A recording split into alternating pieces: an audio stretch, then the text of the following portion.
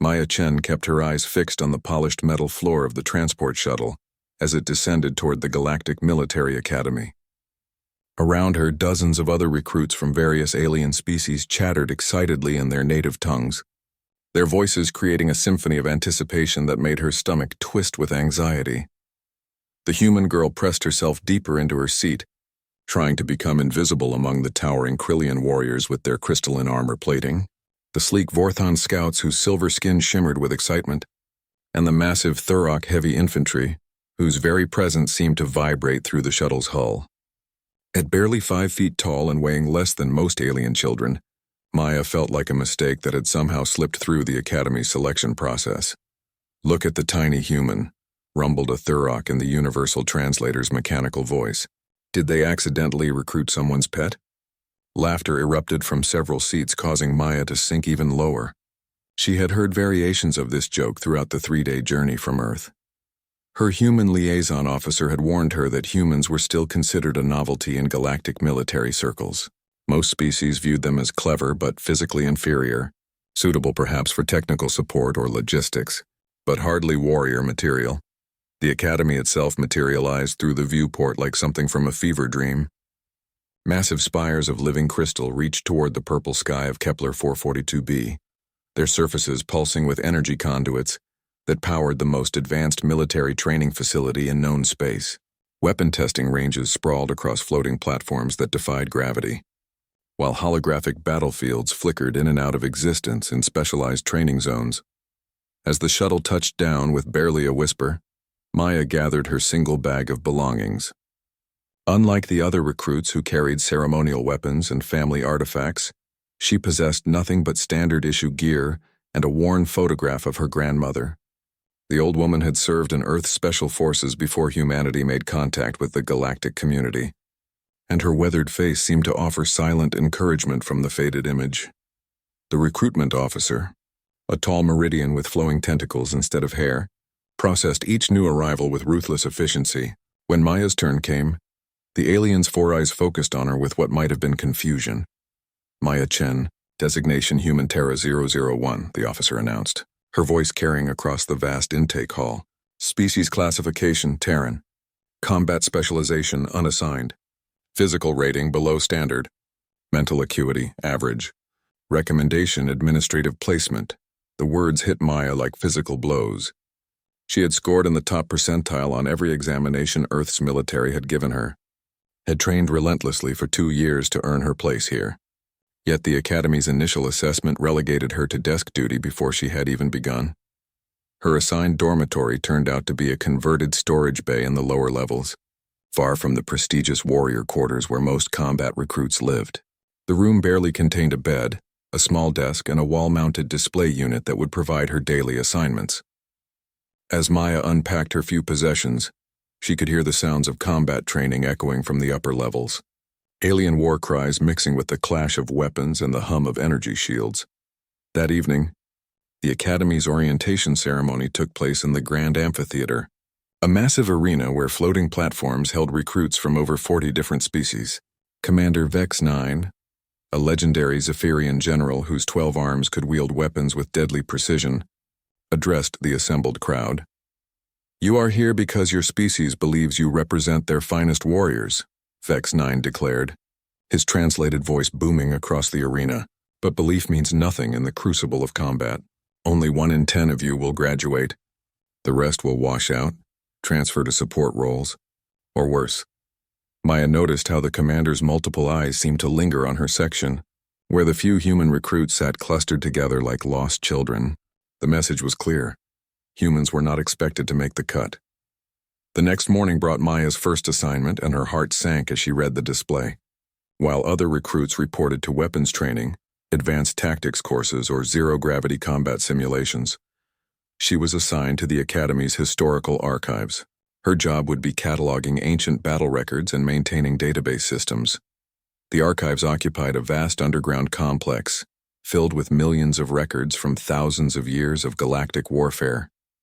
Maya spent her first day learning the classification system from archivist Quinn, an elderly Volcari, whose species specialized in information management. The old alien seemed kind enough, But Maya could sense his disappointment at being assigned a human assistant. Humans are still very new to galactic society, Quinn explained apologetically as he showed her the data terminals. Perhaps in a few generations your species will develop the physical capabilities necessary for advanced combat roles. Until then, support positions allow you to contribute meaningfully to galactic defense. Maya nodded politely while rage burned in her chest. Everyone assumed humans were weak, slow, fragile creatures suited only for behind-the-scenes work.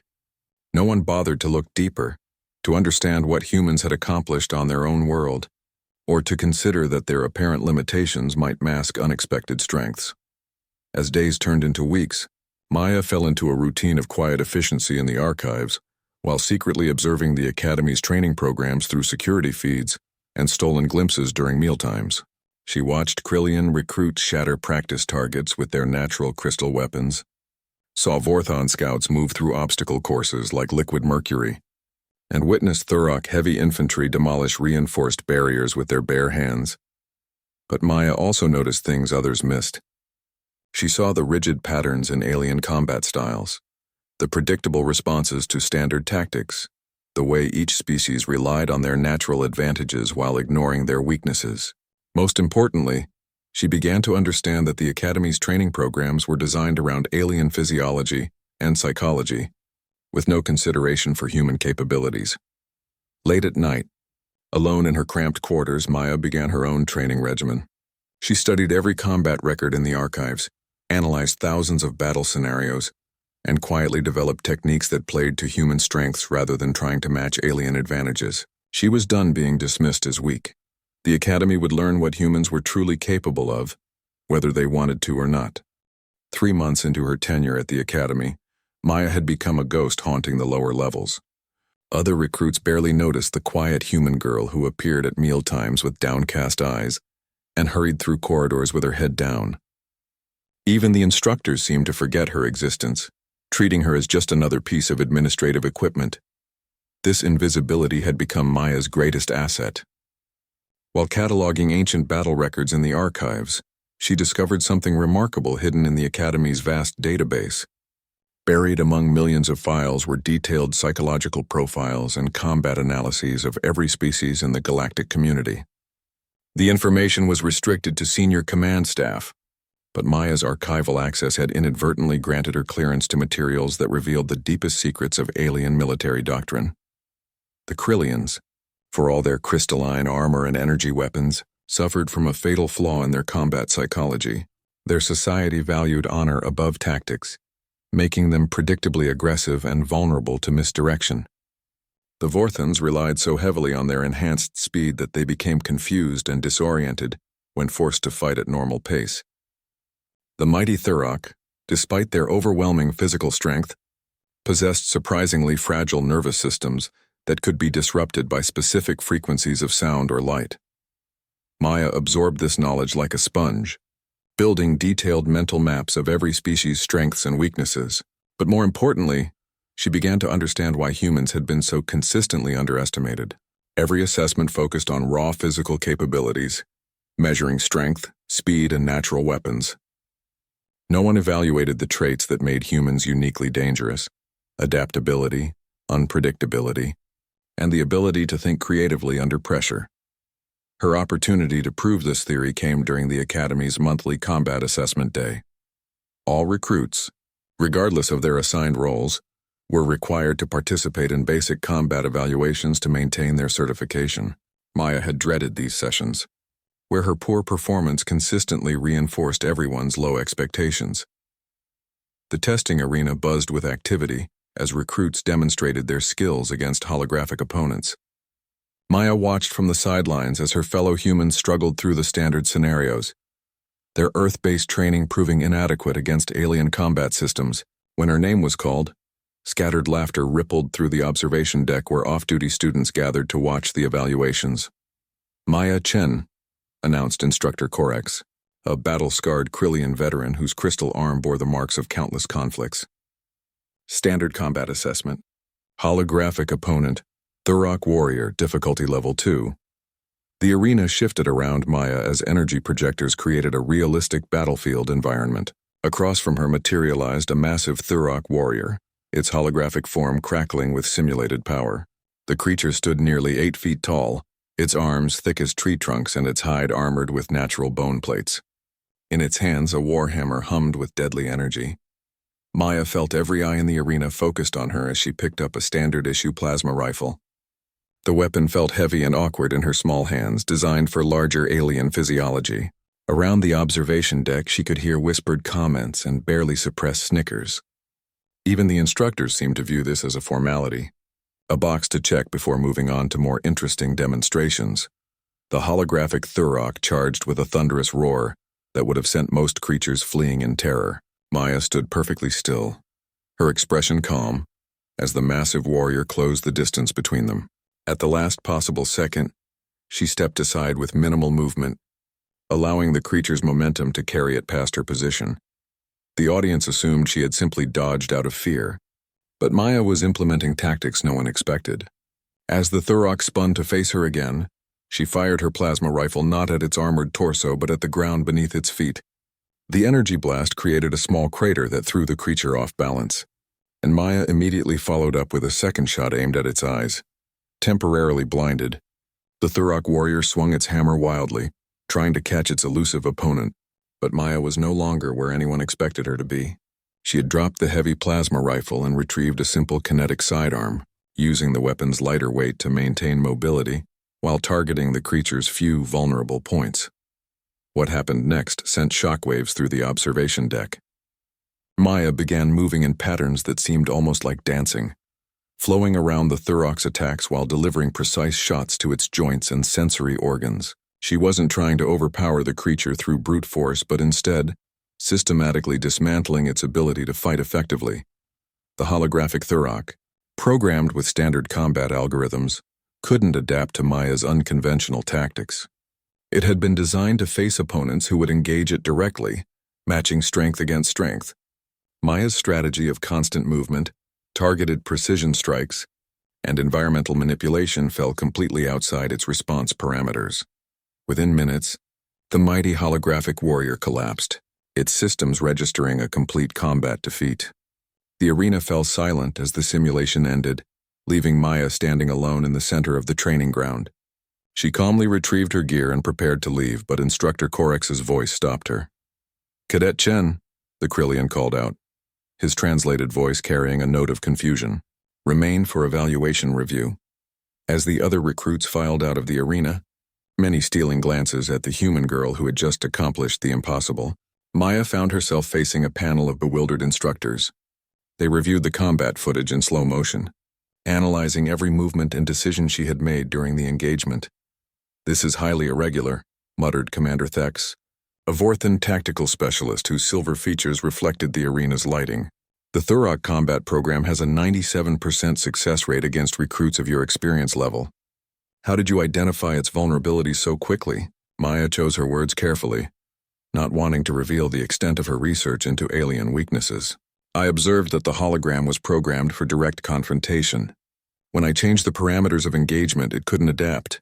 The instructors exchanged meaningful looks. In the galactic military, the ability to analyze and exploit enemy weaknesses was considered one of the highest forms of tactical intelligence. Most recruits required years of training to develop such insights, yet this quiet human girl had demonstrated master-level strategic thinking. "Cadet Chen," Instructor Korex announced finally, "you are hereby transferred from archival duties to advanced tactical training. Report to battle studies tomorrow at 0600 hours. As Maya left the arena, she could feel the weight of hundreds of alien eyes following her progress. Word of her unexpected victory would spread quickly through the Academy's rumor networks. The shy human girl who had been dismissed as administratively useful had just announced her presence in a way that no one could ignore. But Maya knew this was only the beginning. She had revealed a fraction of her true capabilities, just enough to earn access to advanced training. The real test would come when she faced living opponents who could adapt and learn from their mistakes. The Academy was about to discover that humans were far more dangerous than anyone had imagined. Maya's transfer to advanced tactical training created ripples of confusion throughout the Academy's rigid hierarchy. The advanced program housed only the elite recruits, those who had demonstrated exceptional promise in their species' traditional combat specializations. Her arrival among the Krillian honor guards, Vorthan strike leaders, and Thurok siege specialists felt like a clerical error that no one quite knew how to correct. The training facility occupied an entire level of the Academy's central spire, its corridors lined with holographic displays showing famous battles from galactic history. Maya walked through these halls feeling like an imposter, her small frame dwarfed by the imposing figures of her new classmates.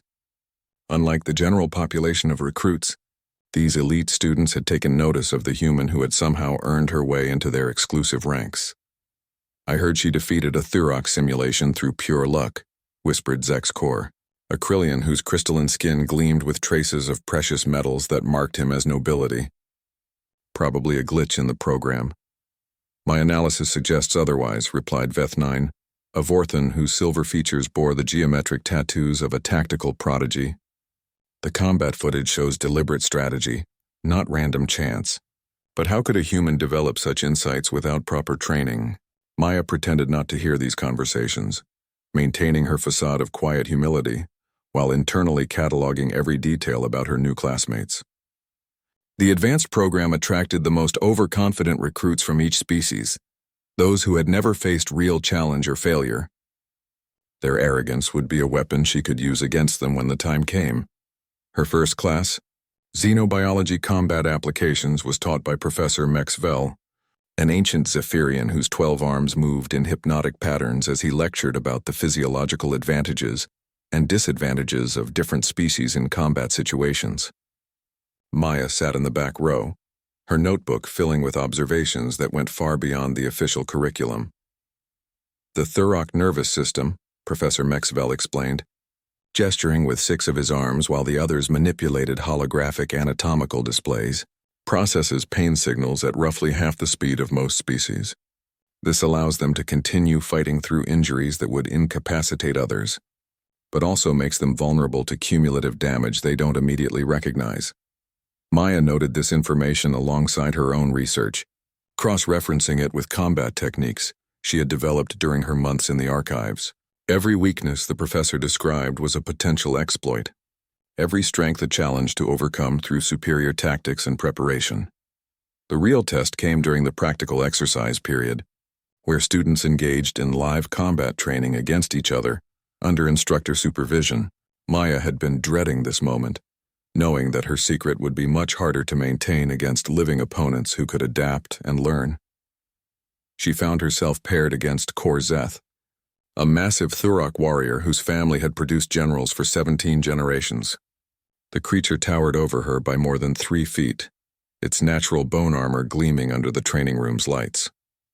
In its hands, a traditional Thurok warstaff hummed with contained energy. "This is embarrassing," Korzeth rumbled, his translated voice carrying notes of genuine offense. "They expect me to fight a child? I could crush her with one blow." Instructor Vax Prime, a Meridian combat specialist whose tentacle hair writhed with anticipation, gestured for the match to begin. Around the training room, other students paused their own exercises to watch what they expected to be a brief and brutal demonstration. Maya began the engagement exactly as she had against the hologram, using minimal movement to avoid Korzeth's initial charge. But this time, her opponent was smart enough to learn from the miss, adjusting his tactics to account for her speed and size advantage. "Clever little human," the Thurok warrior acknowledged as he spun his staff in defensive patterns designed to keep Maya at distance. "But you cannot run forever. Eventually you must engage, and when you do, your inferior strength will be your downfall." Maya smiled for the first time since arriving at the academy. Korzeth was thinking exactly like every other alien warrior, trying to force the combat into parameters that favored his natural advantages. He had no understanding of human creativity, or the art of turning an opponent's strengths against them. She feinted left, drawing the Thurok's attention, then suddenly reversed direction and rolled between his legs. Before Korzeth could react, Maya had struck 3 pressure points along his lower spine with precisely calculated force. The attacks wouldn't have damaged his armored hide, but they sent specific neurological signals that confused his balance system. The massive warrior stumbled, his natural coordination disrupted by Maya's knowledge of Thurok anatomy. She immediately followed up with a series of rapid strikes to his joints, each blow carefully aimed at nerve clusters that would cause temporary paralysis without permanent injury. Korzeth tried to compensate, swinging his war staff in wide arcs to clear the space around him, but Maya had already moved to his blind spot. She retrieved a training knife from her belt and began targeting the few areas where Thurok anatomy left gaps in natural armor protection. The engagement lasted only 3 minutes, ending when Korzeth collapsed to one knee, his nervous system overwhelmed by the cumulative effects of Maya's precise attacks. The training room fell silent as the massive warrior tapped the floor in surrender, acknowledging defeat at the hands of someone a fraction of his size. "Impossible," whispered several students simultaneously, their translations creating an eerie chorus of disbelief. Instructor Vax Prime approached Maya with all his tentacles writhing in what she had learned was a sign of extreme agitation. His large eyes studied her with new intensity, as if seeing her for the first time. "Cadet Chen," he said carefully, "where did you learn Thurok nerve strike techniques? That knowledge is restricted to medical personnel and senior combat specialists." Maya realized she had revealed too much, but there was no retreating from the truth now. "I studied anatomical records in the archives, instructor.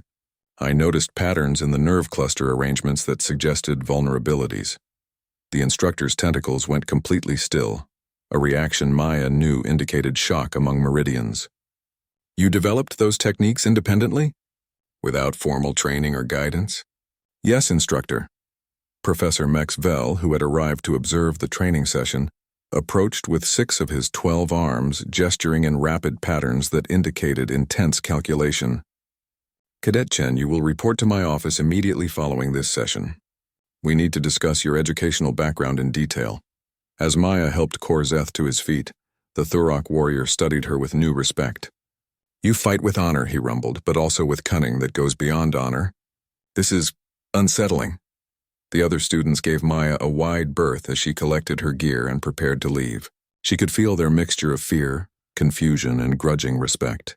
Word of this victory would spread even faster than her triumph over the hologram, but this time carrying a very different message. Maya Chen was not lucky. She was not weak.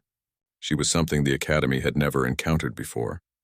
A human warrior who understood that true strength came not from superior physical capabilities, but from superior understanding of how to exploit every possible advantage. The Academy's elite, students were about to learn that their traditional definitions of combat superiority were dangerously incomplete. Professor Maxwell's office resembled a war museum more than an academic space, its walls lined with weapons from dozens of species and holographic displays showing tactical formations from famous battles. Maya sat in a chair designed for larger beings, her feet barely touching the floor, while the ancient Zephyrian professor studied her personnel file with 8 of his 12 arms. "Your Academy entrance scores are remarkable," he said finally, his translated voice carrying notes of puzzlement. "Top percentile in strategic thinking, pattern recognition, and adaptive problem solving. Yet your physical assessments ranked you in the lowest tier for your species group. How do you explain this discrepancy?" Maya had been preparing for this conversation since her transfer to advanced training. "The physical tests measured raw strength and speed, Professor. They didn't evaluate tactical intelligence or combat adaptability." "Indeed," Maxwell agreed, manipulating a holographic display that showed Maya's combat performance data. "Your recent engagements suggest capabilities far beyond what standard assessments would predict. But more concerning is the sophistication of your techniques. You demonstrated knowledge of Thurok neurology that most Academy graduates never acquire." The professor leaned forward, all 12 arms coming to rest on his desk in a gesture that Maya recognized as indicating serious concern. "Cadet Chen, I must ask directly. Did someone provide you with classified anatomical data? Such information is restricted for reasons of galactic security." Maya chose her words carefully. "I had archival access to historical battle records, Professor. Many of those records contained medical reports describing injuries and their effects on different species. I noticed patterns and drew conclusions about physiological vulnerabilities." The silence stretched for nearly a minute as Maxwell processed this explanation. His species was known for computational intelligence, and Maya could almost see him running calculations behind his large compound eyes. "You independently derived restricted xenobiological knowledge from historical medical data," he said slowly. "That level of analytical thinking is unprecedented among Academy recruits." It suggests a form of intelligence that our standard evaluations are not designed to measure. The professor activated a communication device, speaking rapidly in his native language to someone Maya couldn't see. After several minutes of conversation, he turned back to her with an expression she couldn't read. "Cadet Chen, you are being transferred again. Effective immediately. You will join the Academy's Experimental Tactics Division under the direct supervision of Commander Yith Kar. This is not a promotion in the traditional sense, but rather a research assignment. You will be studying and developing new combat methodologies for evaluation by senior command." Maya felt her heart rate increase. The Experimental Tactics Division was legendary among Academy students, a secretive program that tested revolutionary approaches to warfare. Only a handful of recruits were selected each year, typically those who showed exceptional innovation in their final year of study. "Professor, I'm only in my first year. Surely there are more qualified candidates." "Qualification is not about time served," Maxwell interrupted. "It is about capability and potential. Your unconventional approach to combat analysis has attracted attention at the highest levels of Academy command. There are those who believe humans may possess tactical advantages that we have not yet recognized or understood." As Maya left the professor's office, her mind raced with possibilities and concerns. Being selected for the experimental division was an honor, but it also meant intense scrutiny. Her carefully maintained facade of shy competence would be impossible to sustain under the direct observation of the Academy's most elite instructors. The Experimental Tactics Division occupied a heavily secured section of the Academy's research complex, accessible only through biometric scanners and energy field barriers. Maya's escort, a junior instructor from the Meridian Diplomatic Corps, led her through corridors lined with classified project displays that flickered with restricted access warnings. Commander Yithkar waited in a spherical conference room where gravity generators allowed participants to orient themselves at any angle around the central meeting space. The commander was a Vorthan, but unlike any Maya had previously encountered. Instead of the typical silver skin and streamlined features, Yithkar bore extensive cybernetic modifications that integrated alien technology directly into her biological systems. "Cadet Chen," the commander said, her voice carrying electronic harmonics that suggested artificial enhancement. "I have reviewed your recent performance data with considerable interest. Your tactical innovations represent a completely novel approach to multi-species combat dynamics." Maya found herself standing on what felt like a wall, the room's gravity field holding her in place as if it were perfectly normal. Around her, holographic displays showed battle scenarios from across galactic history, their tactical elements broken down into mathematical formulas and probability matrices. The experimental division exists to develop combat strategies for conflicts that have not yet occurred, Yithkar continued, moving around the spherical room with fluid grace. Traditional military doctrine assumes that future wars will resemble past wars, with each species employing their established strengths against predictable weaknesses. But what happens when an enemy refuses to fight according to established parameters? Maya understood immediately. They're testing whether human tactical thinking could be used against opponents who don't expect unconventional strategies. Precisely. Humans have been part of galactic society for only 23 years. Most species still view you as a minor curiosity rather than a potential military threat. This perception could be weaponized if properly understood and developed. The commander gestured to a holographic display, showing Maya's combat footage from multiple angles. Your engagement with Cadet Korzeth demonstrated several principles that challenge established combat doctrine. You turned his physical advantages into tactical disadvantages, used his expectations against him, and achieved victory through methods that exist outside traditional combat classification systems. Maya watched herself moving through the recorded battle, seeing her actions from perspectives she hadn't considered during the actual engagement. The mathematical overlays showed probability calculations and tactical decision trees that made her improvised techniques look like elements of a master strategy. Your assignment, Yithkar announced, is to develop a comprehensive tactical system based on human cognitive and physical capabilities. You will have access to classified databases, advanced simulation systems, and a research budget that most academy departments would consider excessive. Your goal is to create combat methodologies that could be taught to other humans entering galactic military service. Maya felt the weight of the opportunity settling on her shoulders. This was beyond her wildest dreams when she had first arrived at the academy. But it was also terrifying in its implications. Commander, what if my techniques only work because opponents don't expect them? Once these strategies become known, won't they lose their effectiveness? Yithkar's cybernetic modifications flickered with what might have been amusement. An excellent question, and one that reveals sophisticated strategic thinking. The answer is that true tactical innovation creates branching possibilities rather than single solutions.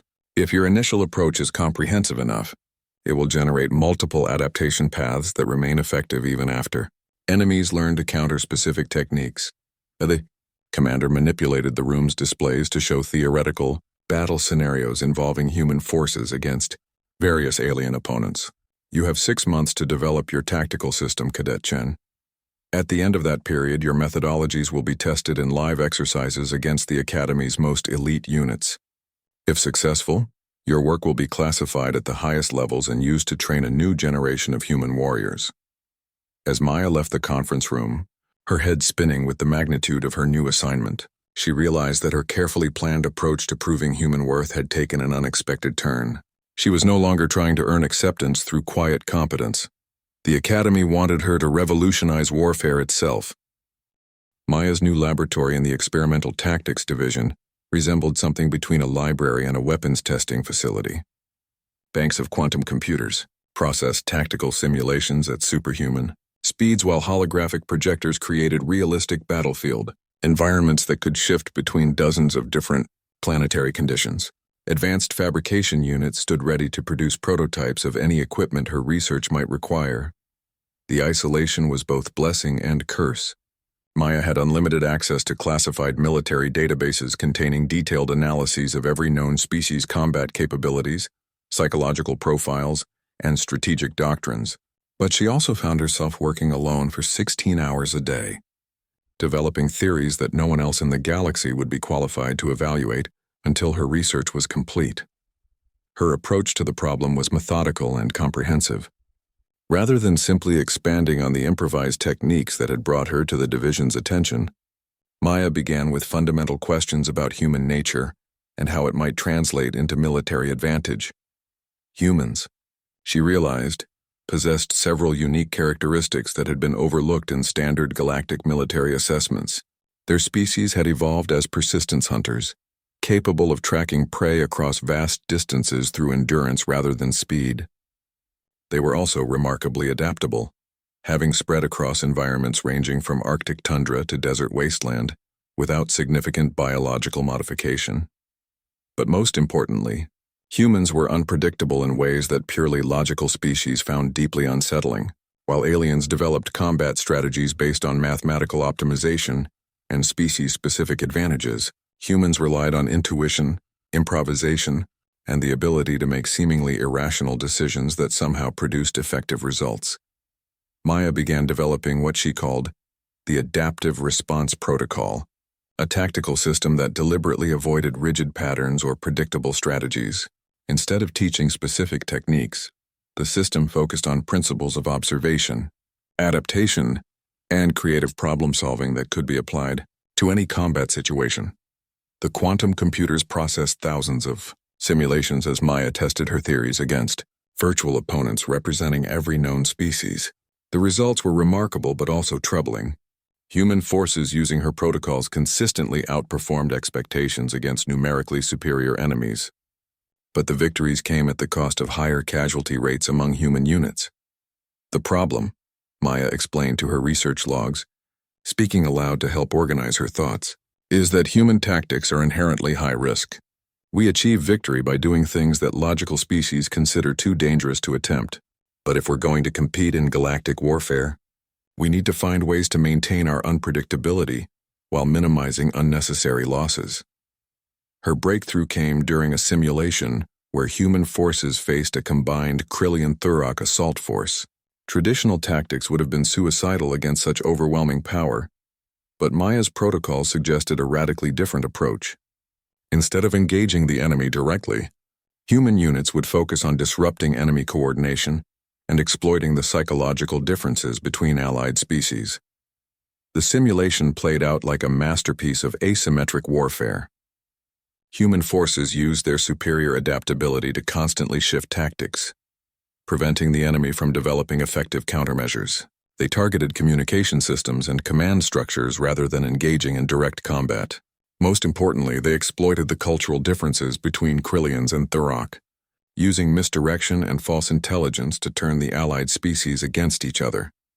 The virtual Krillian-Thurok force, despite overwhelming numerical and technological advantages, fragmented into competing factions that destroyed each other more effectively than any human attack could have accomplished. Maya stared at the simulation results with a mixture of pride and horror. Her tactical system had achieved a decisive victory, but through methods that most galactic military officers would consider dishonorable or even barbaric. The protocols emphasized deception, psychological manipulation, and the deliberate exploitation of enemy weaknesses in ways that violated established rules of civilized warfare. She was still contemplating the implications when Commander Yithkar arrived for an unscheduled inspection. The Vorthan's cybernetic modifications flickered as she reviewed Maya's research data, processing information at speeds that would have overwhelmed unmodified biological systems. Fascinating work, the commander said finally. Your adaptive response protocol represents a complete departure from established military doctrine. But I notice you seem troubled by your own success. Maya gestured to the simulation display showing her latest victory. The system works, Commander, but it requires tactics that other species would consider unethical. Human forces achieve victory by being more deceptive, more willing to exploit psychological vulnerabilities, and more comfortable with moral ambiguity than their opponents. And this concerns you why? Yithkar asked, genuine curiosity in her electronically enhanced voice. Because it suggests that humans succeed in warfare by being less honorable than other species. What does that say about us as a people? The commander moved closer to the simulation displays, her modified hands manipulating the holographic data with precise gestures. Cadet Chen, you are thinking about this problem incorrectly. Honor and effectiveness are not the same thing.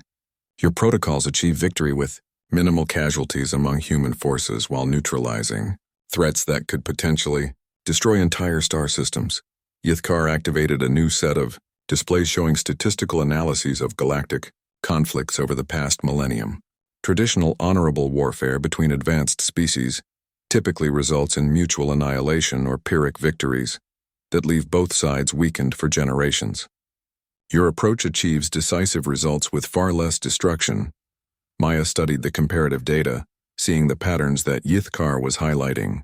Conflicts resolved through traditional military doctrine produced enormous casualty rates and economic devastation that lasted for decades. Her simulation victories, while achieved through unconventional means, minimized overall suffering by ending conflicts quickly and decisively. Furthermore, the commander continued, you are assuming that other species will view your tactics as dishonorable. But consider this, most alien military officers are so focused on their own tactical traditions that they may not even recognize the sophistication of human strategic thinking. The observation triggered a new line of reasoning in Maya's mind. Humans weren't necessarily more unethical than other species. They were simply thinking about warfare in ways that alien psychology couldn't easily predict or counter. What seemed like deception to a Krillian might appear as tactical flexibility to a Vorthan, while methods that violated Thurok honor codes could be perfectly acceptable to Meridian strategic doctrine. Your tactical system succeeds, Yithkar concluded, because it exploits gaps in alien understanding of human psychology. The question is not whether these methods are ethical, but whether they represent humanity's best contribution to galactic defense. Maya spent the next several weeks refining her protocols based on this new perspective. Instead of viewing human unpredictability as a moral failing, she began treating it as a strategic advantage that could be developed and channeled toward positive outcomes. The adaptive response protocol evolved into something more sophisticated than a simple collection of tactics. It became a comprehensive framework for thinking about warfare from a fundamentally human perspective, emphasizing creativity, adaptability, and the ability to find solutions that existed outside conventional military thinking. Maya's 6-month deadline was approaching rapidly, and with it would come the ultimate test of her work.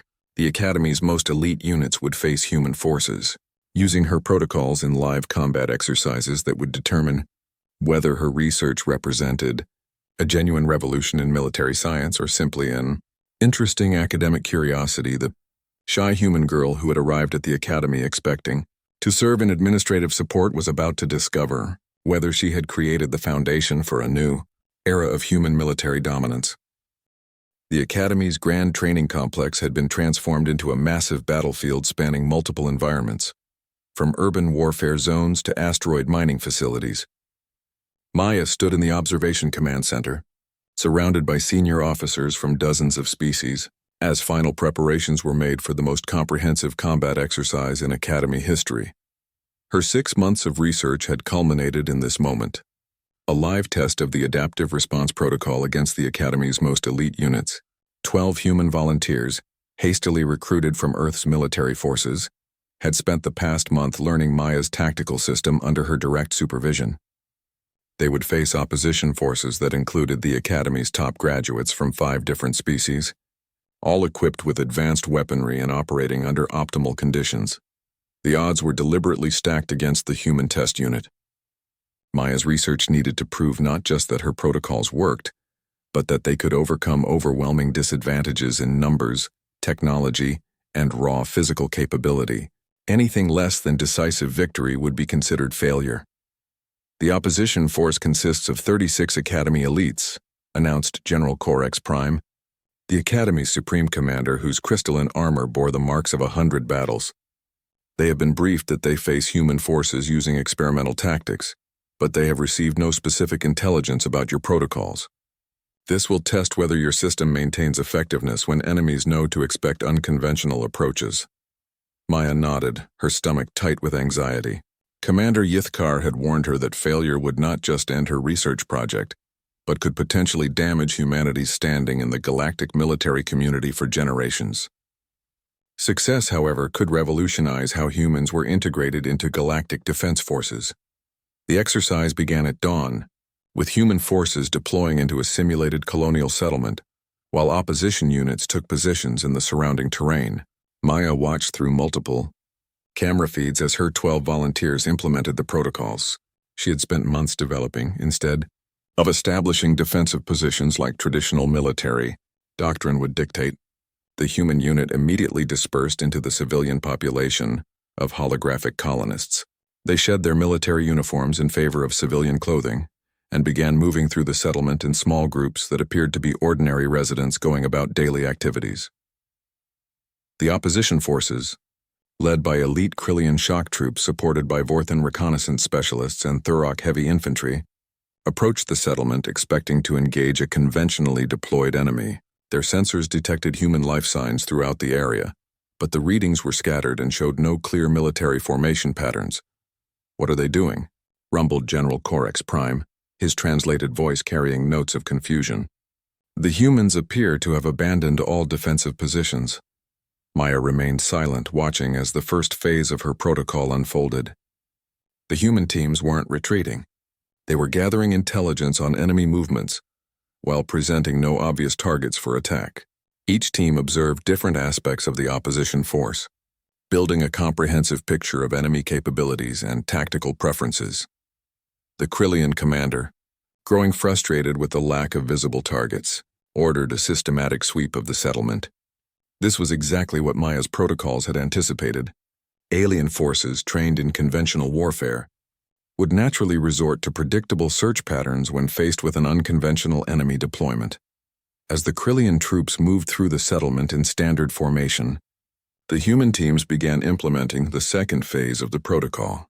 Instead of engaging the enemy directly, they focused on disrupting communication and coordination systems. Small explosive charges, precisely placed by infiltrators who had observed enemy positions, disabled command vehicles and communication arrays. The effect was immediate and devastating. The opposition force, suddenly cut off from central command, reverted to species-specific tactical behaviors that Maya had studied extensively during her months in the archives. Krillians became more aggressive and honor-focused, Vorthans retreated to gather intelligence and Thurok forces consolidated into defensive positions. "Remarkable," whispered Commander Yithkar. "The humans have fragmented a cohesive force into 3 separate units operating according to their species' instinctive behaviors."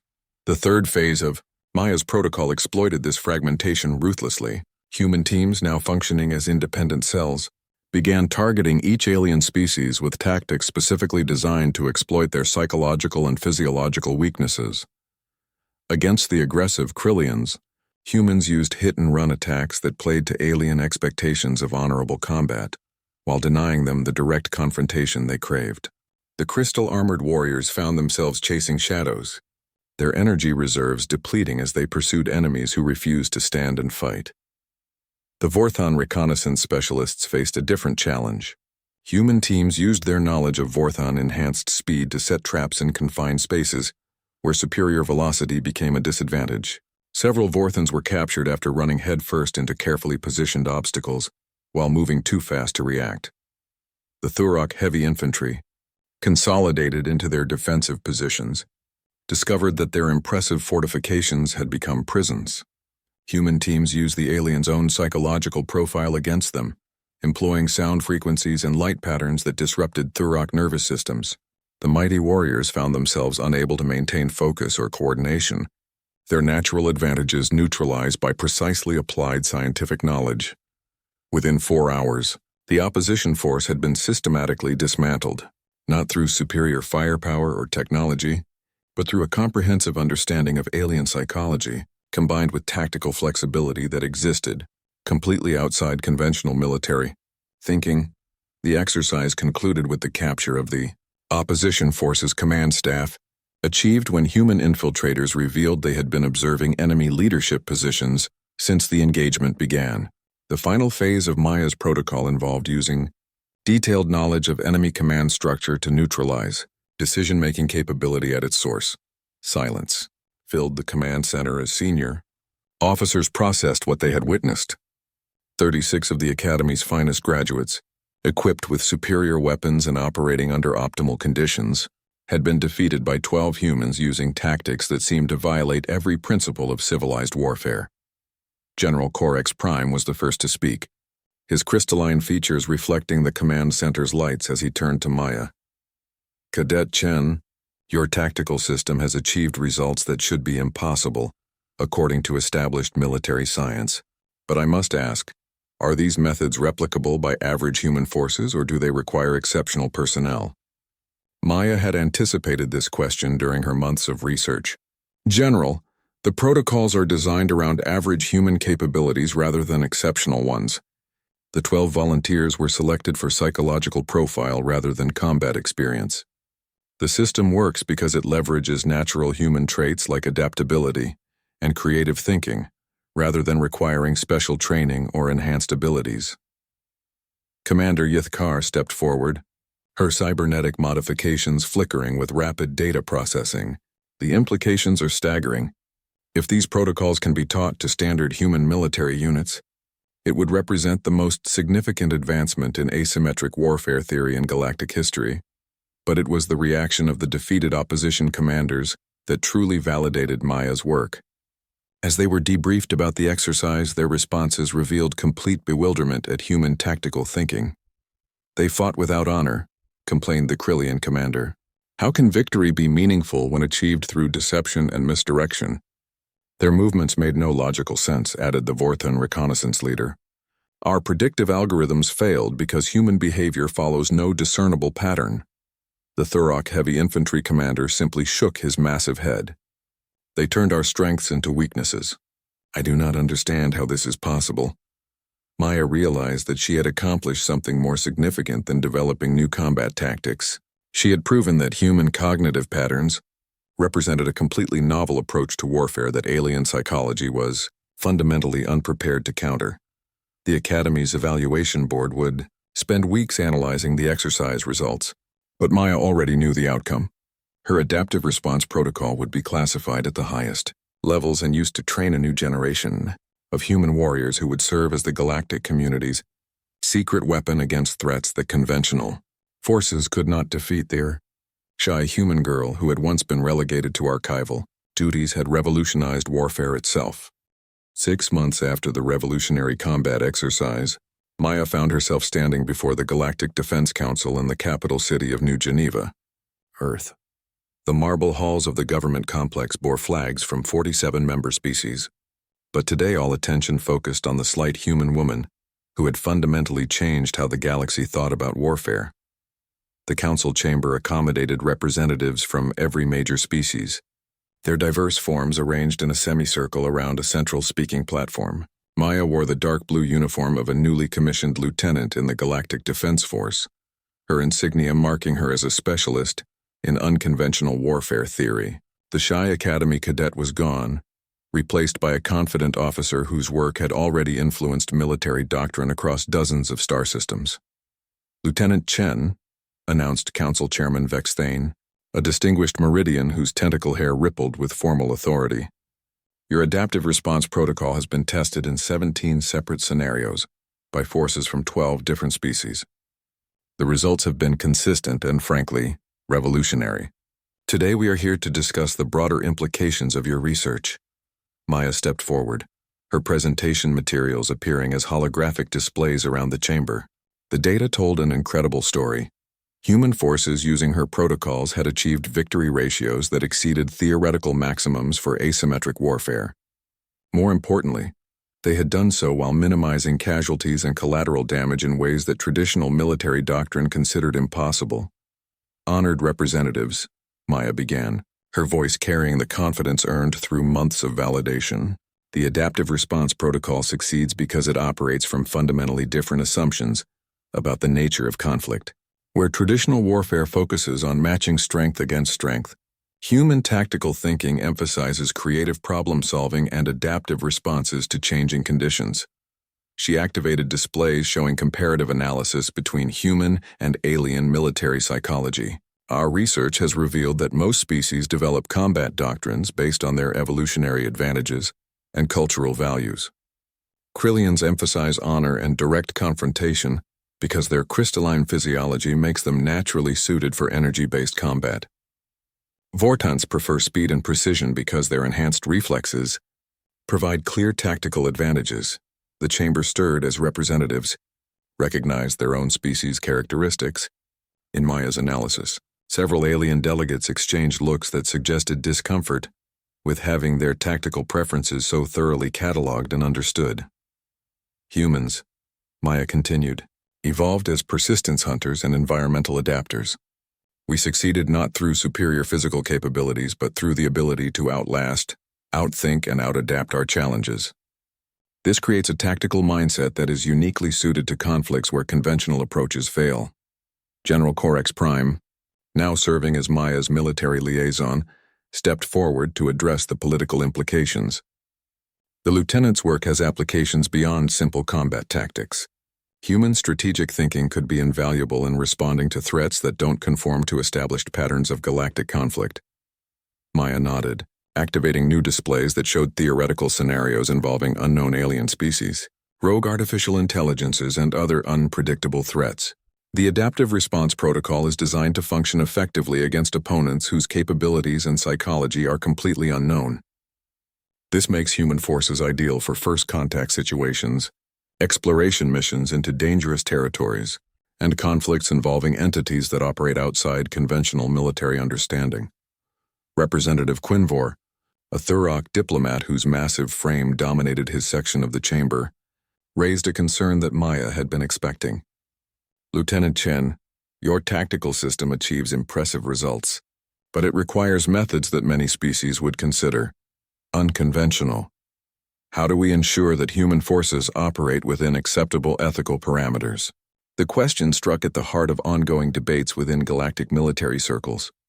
Maya's protocols were undeniably effective, but they relied on deception, psychological manipulation, and tactical flexibility that sometimes violated established rules of civilized warfare. Representative Quinvor raises an important point, Maya acknowledged. The protocol includes comprehensive ethical guidelines that ensure human forces achieve their objectives while minimizing harm to non-combatants and respecting the sovereignty of allied species. The apparent deception is actually tactical misdirection designed to end conflicts quickly with minimal casualties. She activated displays showing casualty comparisons between conflicts resolved through traditional methods versus those using her protocols. The statistics were striking.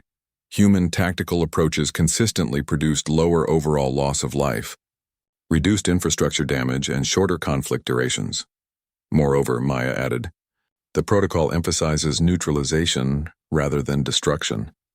Human forces are trained to disable enemy capabilities rather than annihilate opposition forces. This approach aligns with galactic values of proportional response and post-conflict reconciliation. Commander Yithkar, attending as Maya's research supervisor, provided additional technical context. The Experimental Tactics Division has conducted extensive analysis of Lieutenant Chen's methodologies. We have found no violations of established military law or galactic ethical standards. The protocols simply achieve objectives through means that most species had not previously considered. The debate continued for several hours, with representatives asking detailed questions about implementation, training requirements, and potential applications. Maya answered each inquiry with the thoroughness of someone who had spent a year anticipating every possible concern. Finally, Chairman Vexthane called for the formal vote that everyone had been expecting. The question before this council is whether to authorize the expansion of Lieutenant Chen's research into a comprehensive program for integrating human tactical capabilities into galactic defense forces. This would include establishing training facilities, developing standardized protocols, and creating specialized human units within the Galactic Defense Force. The vote was unanimous, though Maya noticed that several representatives seemed uncomfortable with their decision. The galaxy was essentially acknowledging that humans possessed military capabilities that could not be replicated by any other species, a recognition that would fundamentally change humanity's role in galactic society. After the session concluded, Maya found herself walking through the government complex with General Corex Prime and Commander Yithkar. The weight of what had just occurred was beginning to settle on her shoulders. "Lieutenant," the general said, his crystalline features reflecting the afternoon sunlight streaming through the building's windows, "you have achieved something remarkable. A year ago, humans were considered a minor species suitable primarily for support roles. Today you have established them as possessing unique strategic value that no other species can provide." Maya nodded, but her expression remained thoughtful. "General, I hope we use this capability responsibly. The galaxy is putting tremendous trust in humanity's ability to wield unconventional warfare in service of peace rather than conquest." Commander Yithkar's cybernetic modifications flickered with what Maya had learned to recognize as approval. The lieutenant understands the broader implications of her work. This is precisely why the council was wise to approve the expansion program.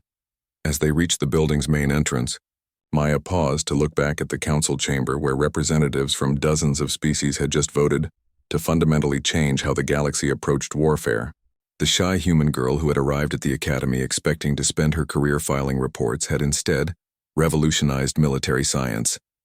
But Maya understood that this was only the beginning. Her research had proven that humans possessed unique tactical capabilities, but implementing those capabilities on a galactic scale would require careful coordination, extensive training, and constant vigilance to ensure that humanity's military gifts serve the cause of peace rather than becoming tools of oppression.